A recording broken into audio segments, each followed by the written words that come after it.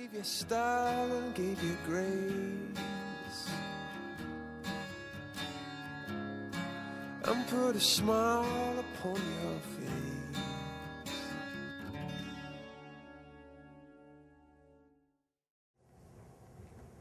Little bit of anticipation there, but still smooth. And on the aids, very nice. This, you know, again, overachiever for training level. It's just by nature a much more uphill horse. And you know already that walking. You know already right there when he gets a little unsteady, a little bit unattentive, a little bit resistant, that this doesn't disappear when we don't do anything about it. Yeah? Don't ignore it. I'm not asking you to make a big deal, but walking in, don't accept it. Consistency. Guide him into a frame where you say, yeah, you know what, right here he is not steady. Yeah? And you do a halt work.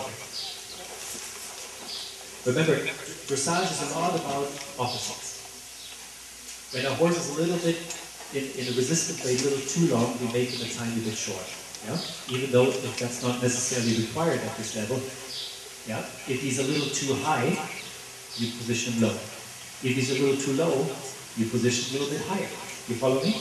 And if you ignore that in the transition, let's say you go to the trot and he starts fussing and he's a little inconsistent there, it won't change. Yeah? So even there, no, the reins are a little bit too loose. Yeah? And I love a soft hand, I love a soft contact, but don't let him take advantage of this. Alright? Start from the halt. Okay, we have our second level riders.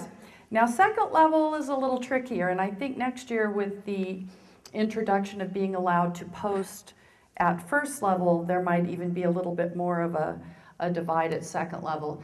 Second level now, we no longer just require thrust, we actually require some engagement, some tendency to be uphill, and it says in the purpose, tendency to be uphill.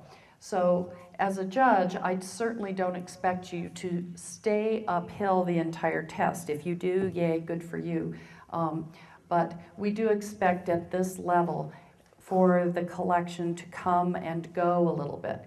We've often talked about even putting that in the test, start out with working trot and then develop collected trot. So you see she keeps the ears fairly close in front of her hands. Could be a little more flexion and suppleness in the pole. But for second level, I would still give it a 7. Haunches are falling out on the circle. 6. That shows a loss of engagement. Needs a little more cadence. You see the tempo changes. So in the lateral work, if we lose some regularity or we lose some cadence, it's not that the horse is lame, it's that the horse is not submissive enough to the bend. The horse needs to be more laterally supple. But when I ride each and every day, I have 3 rules. Anybody familiar with that? I know. Yeah, you know. My first rule is suppleness. My second rule is suppleness.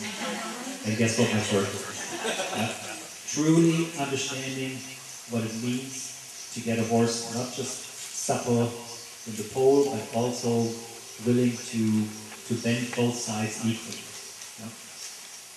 We all understand in the warm-up that our horses need to warm up their muscles and the joints become a little bit lubricated.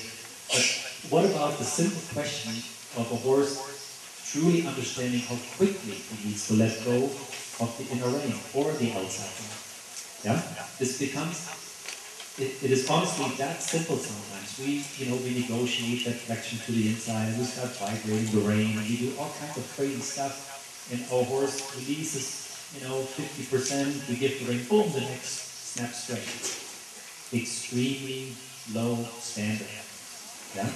Can we do this with a 3 or 4-year-old horse that loses the balance? Can we ask for that much flexion to get a horse supple? No, absolutely not. The balance comes first, the confidence comes first. You know?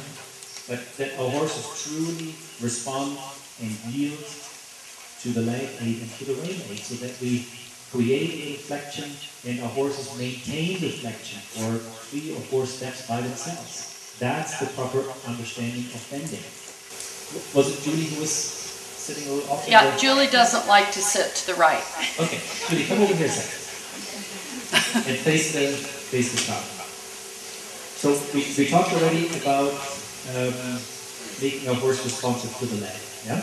So when you ride Pontus into the right, and he is not quite responsive enough, and he tricks you into taking the left leg far back, and then you push, and he tricks you into using a ton of strength. I couldn't sit to the right. I would sit way over to the outside. Yeah? So it is important to understand, yes, we should sit centered. And some of us sit naturally, even when we don't do a movement, we don't sit centered. Yeah?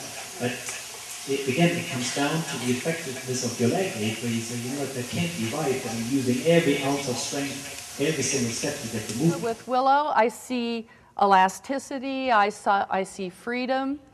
I could maybe see a little bit more power, but there is harmony. So if I say to Lisa in the test, Lisa, everything is very nice and happy, let's see if you can, kick it up a notch, then Lisa has to decide, can she do that and keep the horse soft and supple, or is it going to make the horse crazy? So Lisa, what do you think? Can you do a little bit more and still keep the harmony? Just add a little bit more pizzazz.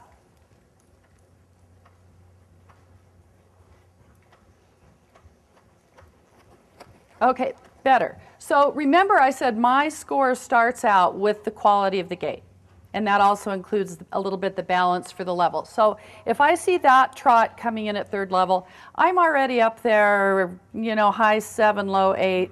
So then depending on how she performs the movement, I'll adjust my score.